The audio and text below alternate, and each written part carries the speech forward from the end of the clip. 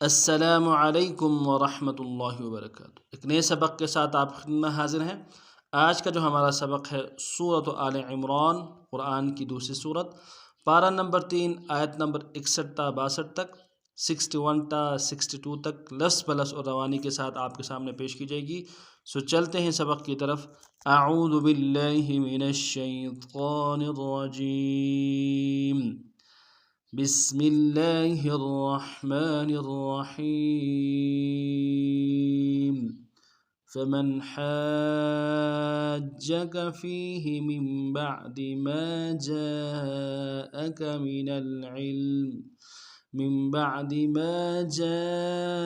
मिनल इल्म फकुल तआलौ नदउ अबनाअना व अबनाअकुम ونساءنا ونساءكم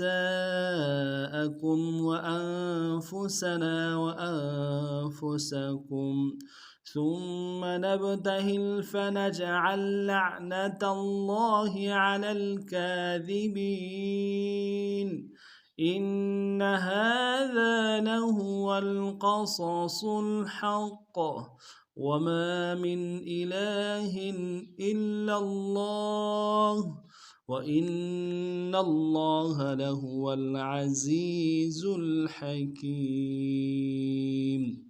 अब लफ्ज़ पढ़ते हैं।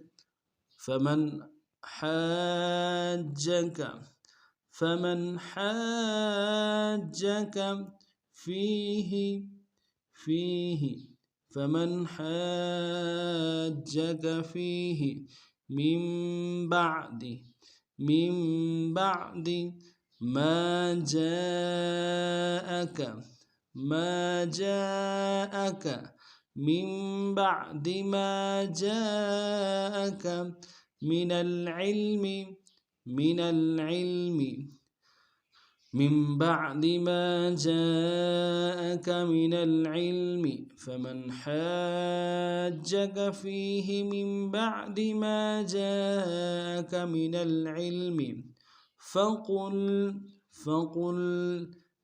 تعالوا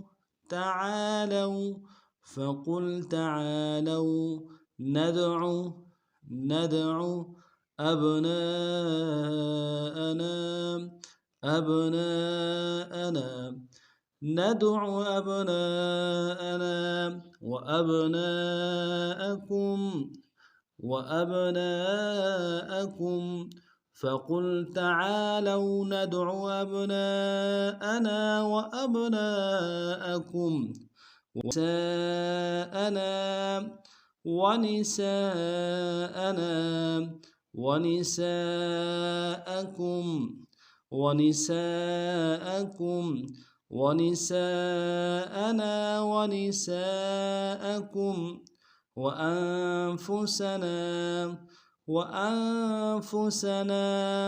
وأنفسكم ونساءنا ونساءكم وأنفسكم ثم نبتهل فنجعل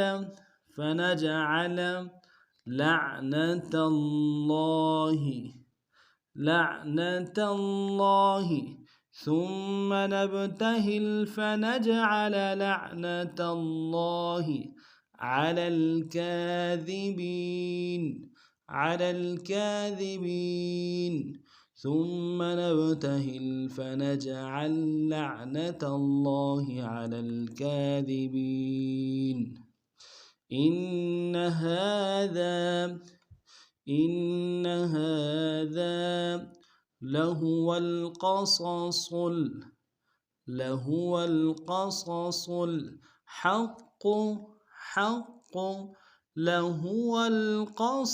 الحق إن هذا لهو القصص الحق وما من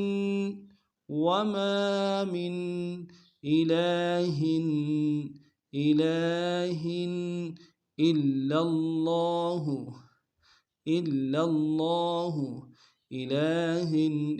الله وما من إله إلا الله وإن الله